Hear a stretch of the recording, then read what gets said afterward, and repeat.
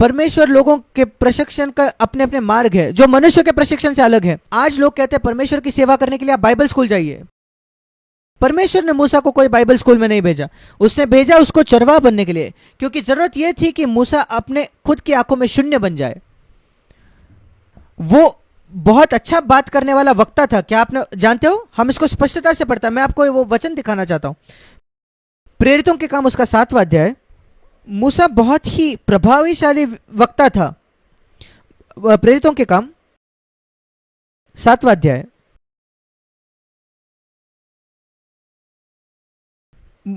22 वचन। मूसा को मिस्रियों की सारी विद्या पढ़ाई गई। प्रेरितों के काम 7:22। और वो सारी पढ़ाई में मिस्र की सारी जो पढ़ाई थी, सब पढ़ाई उसको मिली। सबसे अच्छी एकेडमी और यूनिवर्सिटी मिस्र में होती थी तब, और वो सबसे बड़ी जगह थी जहां हम पढ़ सके, जैसे आज हार्वर्ड है। और उसके अधिक वो वचन और कर्म दोनों में सामर्थ्य था।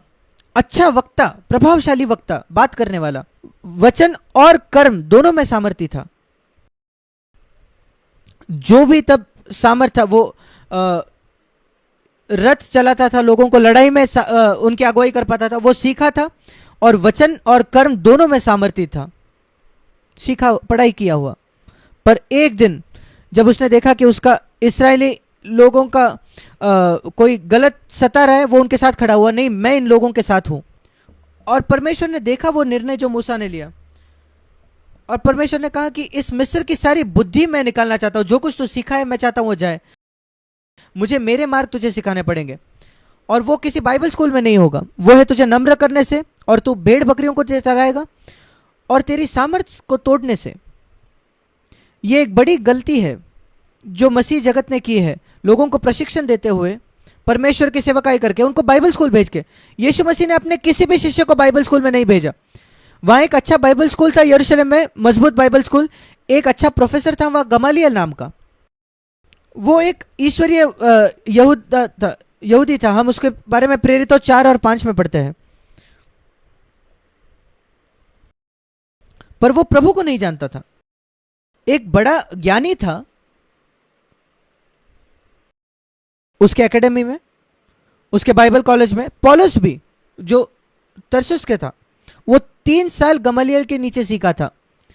और जब प्रभु ने उसको रूपांतरित किया, प्रभु ने कहा मुझे 3 साल के लिए तुझे अरेबिया के मरुभूमि में भेजना पड़ेगा, ताकि ये सारी गलत बातें तेरे मन में निकल जाए जो गमालियल ने डाली है। जो कुछ तो वहां सीखा है बाइबल स्कूल में वो निकालना होगा, तब तो मेरे बाकी शिष्यों के स्तर पर आएगा जो कभी बाइबल स्कूल नहीं गए।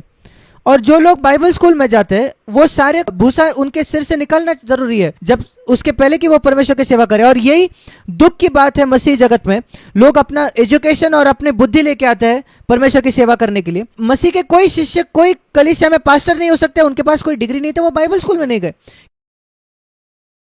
क्या आप देखते हो कितना अलग है ये? यीशु मसीह के जीवन में कितना अलग था, कैसे उसने अपने शिष्यों को प्रशिक्षित किया। इसके तुलना में आज कितने लोग मूर्ख हैं मसीह कि परमेश्वर की सेवा करने के लिए आपको बाइबल स्कूल जाकर डिग्री मिलनी जरूरी है। मैं परमेश्वर को अपने पूरे हृदय से धन्यवाद देता हूं कि मैं बाइबल स्कूल या बाइबल कॉलेज में नहीं गया। इसलिए उस मरुभूमि में परमेश्वर ने उसको प्रशिक्षित किया, और वो परमेश्वर उससे मिलता है आमने सामने। निर्गमन उसका 3रा अध्याय, जहां वो जलता हुआ वृक्ष, परमेश्वर उससे मिलता है और वो कहता है मैं तुझे चुन रहा हूं कि तू जाकर मेरी सेवा करे। और मूसा कहता है मैं बात नहीं कर पाता प्रभु।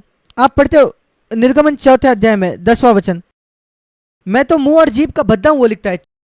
मैं बोलने में निपुण नहीं, पहले भी नहीं था। हमने प्रेरितों 7 में क्या पढ़ा? वचन में सामर्थ्य। वो कैसे निपुण नहीं हो गया अपने शब्दों में? क्योंकि 40 वर्ष जंगल में भेड़ों के साथ, अपने ससुर के साथ जीकर, 1 साल आपके ससुर के साथ जीना ही कठिन है, कई लोगों को नम्र करने के लिए पर्याप्त है। परमेश्वर ने मूसा को 40 वर्ष अपने ससुर के साथ रखा, और उसके बाद वो पूरी तरीके से टूट चुका था। और परमेश्वर कहता है मूसा तू मेरे सेवकाई के लिए तैयार है, तो अपनी आंखों में शून्य हो गया है। एक बार तो अपने शब्दों में सामर्थ्य था, अब तुझे लगता है कि तो बोल नहीं पाता है। वो इतना तीव्र इच्छा रखता था कि वो अगुआ नहीं होना चाहता। और ये भक्ति लोगों में का एक बड़ा चिन्ह है कि उनकी कोई इच्छा नहीं है अगुआ होने की। वो कहते हैं किसी और को भेज प्रभु। वो निर्गमन 4:13 में कहता है प्रभु किसी और को भेज कृपया, मैं इसके लिए योग्य नहीं हूं। ये कितना अलग है कई प्रचारकों से। आज वो कहते हैं हाँ मैं सबसे ज्यादा क्वालिफाइड हूं, मैं अगुआ होना चाहिए, मुझे एल्डर होना चाहिए, बाकी सब लोग तो मूर्ख हैं मेरे तुलना में, मैं क्वालिफाइड हूं। ऐसे लोग योग्य ही नहीं है परमेश्वर की सेवा करने में। वो मूसा जैसे लोगों को तुच्छ जानते हैं, और मूसा वो था जो सचमुच योग्य था परमेश्वर की सेवकाई करने में। पर मैं चाहता हूं कि आप कुछ देखें यहां। परमेश्वर ने मूसा से कहा नहीं तुम ही हो, तुम्हें मिस्र देश में जाना है। और मिस्र देश में जाते समय याद रखिए ये वो व्यक्ति 80 साल से वो प्रशिक्षित हो रहा है, इकलौता मनुष्य पूरे पृथ्वी पर जो तैयार था परमेश्वर के लोगों को छुटकारा देने के लिए उस गुलामी से। एक ही व्यक्ति था, एक ही पुरुष था। और मिस्र में जाते समय मूसा सेवकाई की शुरुआत में हम इन अद्भुत शब्दों को पढ़ते हैं। निर्गमन 4:24, उसके मार्ग पर यहोवा ने मूसा से भेंट करके उसे मार डालना चाहा, जैसे प्रभु को कोई तकलीफ होती है किसी को मारने में। यहां लिखा प्रभु ने कोशिश की मूसा को मार डालने की। अद्भुत है, इकलौता मनुष्य इस पृथ्वी पर, इकलौता व्यक्ति उस समय का उस पृथ्वी पर जो योग्य था परमेश्वर की सेवा करने में, उस सेवकाई के लिए परमेश्वर उसको मारना चाहता था। कहां दूसरा मनुष्य मिलेगा? दूसरे व्यक्ति को 80 साल के लिए आपको प्रशिक्षित करना पड़ेगा। प्रभु क्यों परमेश्वर ने ये किया? क्यों परमेश्वर उसके सेवकों से ऐसे बर्ताव करता है? एक समय उनको बुलाता है, उनको अद्भुत सामर्थ देता है, और मूसा के द्वारा कई चमत्कार हुए उसी अध्याय में, और फिर कहता है मैं तुझे मार डालूंगा। क्यों? क्योंकि मूसा ने आज्ञा नहीं मानी थी। प्रभु जो नियम था जो अब्राहम को मिला था कि तुम्हारे सारे बच्चों की खतना होनी चाहिए। एक छोटी बात, मूसा के 2 बेटे थे और उन्होंने उसको खतना नहीं किया उन 2 बेटों का। और उसकी पत्नी जो गैर यहूदी थी, वो अब्राहम की वंशज नहीं थी, वो कही नहीं हम खतना में विश्वास नहीं रखते, और उसने अपने पत्नी की बात मानी और इसलिए उसके बेटों का खतना नहीं हुआ था। और जब सिपोरा उसकी पत्नी, निर्गमन 4:25, उसने देखा कि उसका पति मर रहा है, शायद उसके सास जा रहा है और वो मर रहा था, और वो तुरंत जान गई क्यों वो मर रहा था। क्योंकि मूसा और सिपोरा के कई लड़ाई वाद हुआ होगा, हमें अपने बेटे के खतना करना ही है, खतना करना ही है। वो कहती थी नहीं नहीं बिल्कुल नहीं, और उसने उसकी बात मान ली। और आखिरी में सिपोरा खुद वो एक पत्थर लेकर जाती है, बेटे की खलड़ी को काटकर मूसा के पांव पर फेंक देती है, और वो कहती है तू लहू बहाने वाला मेरा पति है।